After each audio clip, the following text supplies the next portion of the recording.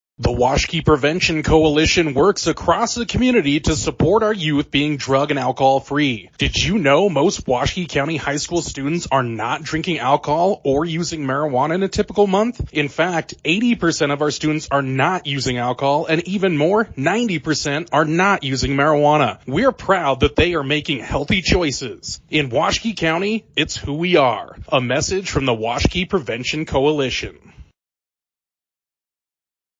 Swing Trucking is a family-owned and operated company in Worland, Wyoming, offering trucking services for a host of industries. They have done extensive work in Wyoming, Montana, North Dakota, and Colorado, as well as surrounding Rocky Mountain states for the past 70 years. Their modern and up-to-date equipment allows them to provide full-service solutions for their customers' needs, from start to completion. Swing Trucking, 347-4161. Swing Trucking is a proud supporter of McCamey Broadcasting and Worland High School Athletics.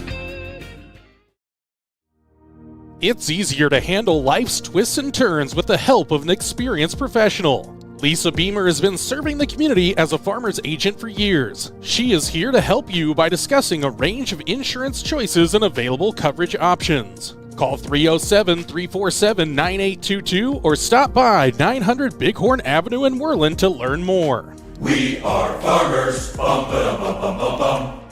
Underwritten by Farmers Truck Fire Insurance Exchanges and Affiliates. Products not available in every state. Starting to see a theme right here with everybody. Welcome back inside the post-game show presented by 7-Up. Jordan McCamey with you. We're now joined by Worland Warrior head coach Ron Overcast. Coach, a 4-0 victory over 3A East foe. The Douglas Bearcats Warriors kind of came out with the energy you hope to see them come out with each and every game. Yes, they did. They were flying around the field, and I mean they created a lot of really we created a lot of good opportunities for ourselves. We still got to execute them a little bit better, and that'll start on Monday. We'll get to work there, but overall I was really pleased with the way the midfield played today. I mean they were keeping their spacing. We were really trying to work in this game on breaking down these three back systems that we keep running up across, and we didn't execute it perfectly, but we started seeing the pass that needs to be made and then kick it out the other side, and then we can get in on people. But the boys, they did a really good job today. Kind of learning on the fly out there at times, and I was really pleased with the way the game went today. Well, and Coach, it's always nice when you get these games where you can get some of those players don't necessarily get all the time on the field, but also getting in those necessary minutes, because you never know what happens the postseason. You don't know when there's that injury, when there's that moment where a yellow card gets issued. We might need you for 60 seconds. You got to be ready so you get some of those important minutes today. Yeah, and that's what I was trying to do here this whole second half. We lost Kobe Wall for the season. He tore his MCL against Buffalo, and so we have to replace him. And I just told the JV guys, show up Monday, because we need somebody. We got to have somebody that can play in the midfield, play out on the wing, and give us some versatility. I guess if there's any high school boys soccer players out there listening to this, they can show up Monday at 3:45, because we're getting pretty low on players here, but can't afford too many more injuries. But like I said, I was really pleased with the boys today. I mean, they bounced back from that Buffalo. That was a tough loss, and they went out there and we improved today. I mean, we started our attack. We didn't score as many goals as I would like from the run of attack, but we were at least breaking it down, and we were getting the ball in there. And now we just got to execute in front of goal, and I think we'll be all right. Yeah, it's a matter of putting them away. And Coach, one thing I do want to talk about in that second half goal, Cooper Cannon's goal, you talk about certain times, there's just times to play unselfish soccer. Gunnar Mascaro got a number of shots on goal. I think he had 3, 4, maybe even 5 shots on goal in that one. He could have gone for glory. It would have been easy just to take the shot. You're leading 3-0, but instead decides to make the unselfish play, drops it off for Cooper for a tap-in goal. Yeah, I mean, and we need more of that, and that was outstanding on Gunnar's part to just slot that pass right over to him, so he could just basically had a wide open goal and put it away, and Yeah, I mean, that kind of stuff, that's so important. We talk all the time. We have to win as a team. We don't have, we don't have an Anthony Arnesh or a Gavin Rocky and those type of players. And so we have to do this as a team. And you saw that, I mean, in that second half. Yeah, Gunnar could have fired that shot if he'd wanted, but, decides to be unselfish and just gives it to Coop, and we get a goal out of it, and that all started too with our attack in the midfield. We made some adjustments there at halftime, and we started executing them, and we were able to get our guys in behind that defense, and so that's really made me happy to see. And I mean, and it was like you said, it was a completely unselfish play by Gunnar. Jordan Pregame joined by Worland Warrior head soccer coach Ron Overcast on the heels of a 4-0 victory in the 3A East against the visiting Douglas Bearcats. Coach, you get a split weekend next weekend, Thursday. You get a measuring stick game against the Powell Panthers. Then you get a quick road trip turnaround against Rollins. I think the combo of the weekend is seeing where you're at against the West Conference, and then also those two quick games that can come at a state tournament where you kind of got to test that resiliency both physically and mentally. Yeah, you always hate to have the conference game on the back end of back-to-back games, but we have to do it at a state. So we can't whine about it, complain about it. It's just something we got to do, and we have to go down to Rollins and take care of business down there. But the PAL game's going to be big too, because I mean, if we can meet our goals and we can be that 1 or 2 seed, there's a good chance. I mean, we're going to either see Mountain View or PAL in the first game at state. So, I'm kind of looking forward to that Thursday game. We haven't been up to PAL for a while, and we've had some wild games up there and down here, and they were a huge rivalry. So that'll be fun. And then Rollins. Ladry down there, their coach, he is so good. I mean, he just does an outstanding job with those kids, and they're always so organized, and they are just a really hard team to play against. So, we got to get to work this week, and we got 2 tough games. Well, Coach, as always, appreciate you sharing the thoughts here on the post-game show presented by 7-Up. We look forward to talking to you, and congratulations on the 4-0 victory, and on to the next one for the Warriors. All right, thank you. Head Coach Ron Overcast here on the post-game show presented by 7-Up. That's going to do it for us here from Warrior Stadium as the Worland Warriors pick up a 4-0 victory over the visiting Douglas Bearcats on the Pinnacle Bank scoreboard. Lady Warriors a 2-1 victory over Douglas. A late strike from Brynlin Rollins, a PK in the 80th minute. The difference in that one will be on the air next week, Thursday at Powell High School. Be there for that game. Work conflict, sadly, on Friday, so I don't necessarily have to make that bad turnaround at Rollins, but we'll definitely keep you up to date on the results there as the Warriors continue their march in the 3A East Conference, looking for that 1 or 2 seed in the 3A East. Finals again from Warrior Stadium. Lady Warriors 2-1 over the Douglas Lady Bearcats. Warriors 4-0. A clean sheet for Cameron Heiner in the defense, and the Warriors pick up the victory 4-0 on the Pinnacle Bank scoreboard. That's going to do it for us here on a Saturday, Soccer Saturday from Warrior Stadium. And until next time, and there's going to be a next time. Go Worland Warriors.